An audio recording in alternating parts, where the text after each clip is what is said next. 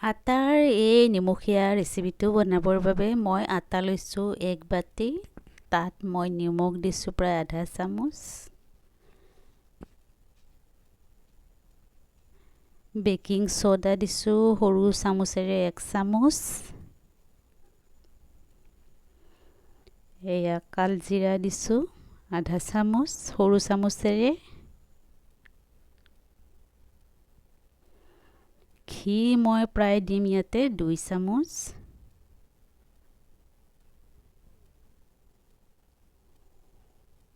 আৰু এয়া দৈ দিছোঁ সৰু বাটিৰে আধা বাটি, মানে ইয়াত প্ৰায় 4-5 চামুচ মান আছে দৈ, ঘৰত বনোৱা দৈ।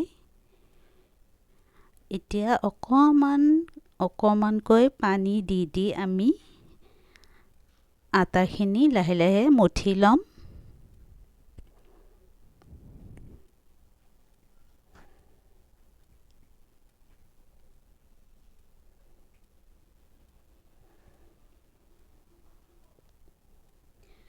এনেদৰে আমি অলপকৈ পানী মিহলাই আটাখিনি মঠি লৈ এটা সফ্ট ডো তৈয়াৰ কৰিম। এয়া হৈ গ'ল, আৰু এই ডোটো আমি অকমান সময় ঢাকনি লগাই থৈ দিম। এতিয়া আমি বেলনা এখনত এনেদৰে অকমান ঘি বা তেল সানি লৈছোঁ।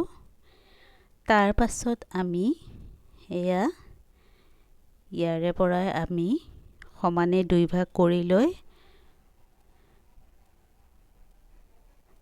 আটাখিনি এখন ৰুটিৰ আকাৰত লাহে লাহে পাতলকৈ বেলি ল'ম।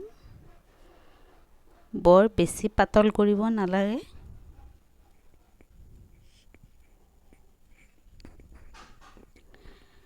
এনেদৰে আমি লাহে লাহে ঘূৰণীয়াকৈ বেলি ল'ম।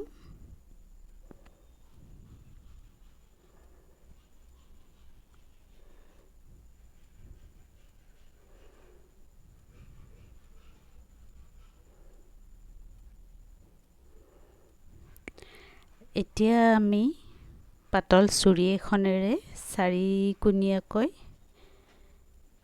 কাটি ল'ম। এনেদৰে সমান ভাগত আমি 4-কোণীয়াকৈ কাটি ল'ম।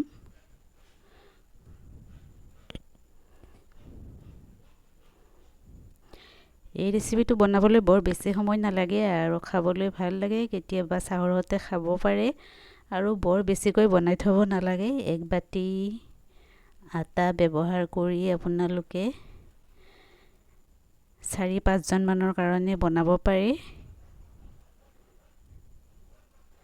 গৰমে গৰমে চাহৰ সৈতে খাই খুব ভাল লাগে। এনেদৰে আপোনালোকে চাই লওক, ধুনীয়াকৈ এটা শ্বেপ দি ল'ব। মই আকৌ এবাৰ ৰিপিট কৰি দেখাই দিছোঁ। শ্বেপটো আপোনালোকে ভালদৰে মন দি চাই ল'ব।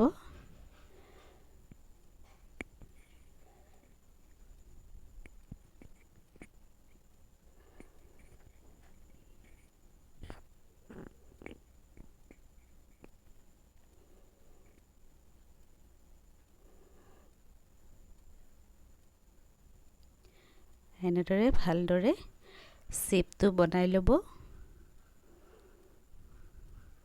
এয়া দেখিবলৈ বৰ ধুনীয়া হয়, খাবলৈও ভাল লাগে।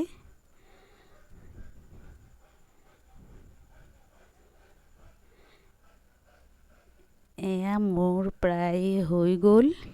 এতিয়া মই এইখিনি এখন কেৰাহীত ভাজি ল'ম। কেৰাহীত আপোনালোকে ৰিফাইণ্ড অইল দিব পাৰে। তেলটো প্ৰথমতে ভালদৰে হাই হিট দি গৰম কৰি ল'ব। তাৰ পাছত যেতিয়া এই বস্তুখিনি ভাজিবলৈ ল'ব, তেতিয়া হিটটো কমাই ল'ব, নহ'লে জ্বলি যাব পাৰে।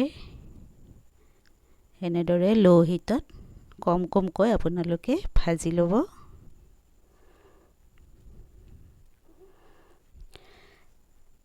ইয়াৰ ৰংচোৱা হোৱা যেন পালে নমাই থৈ দিব।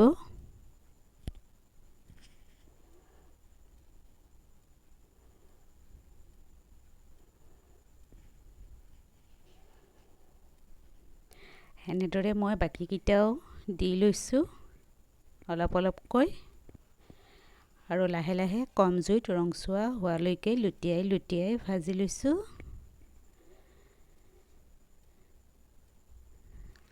এইটো ৰেচিপি বনাবলৈ খুব সহজ, সকলোৱে ঘৰতে বনাব পাৰে, এবাৰ ট্ৰাই কৰি চাব, বনাই চাব। এয়া হৈ গ'ল, গৰমে গৰমে চাহৰ সৈতে পৰিৱেশন কৰিব পাৰিব। ভিডিঅ'টো চাই কেনেকুৱা পালে জনাব, লাইক, কমেণ্ট, শ্বেয়াৰ, ছাবস্ক্ৰাইব কৰিব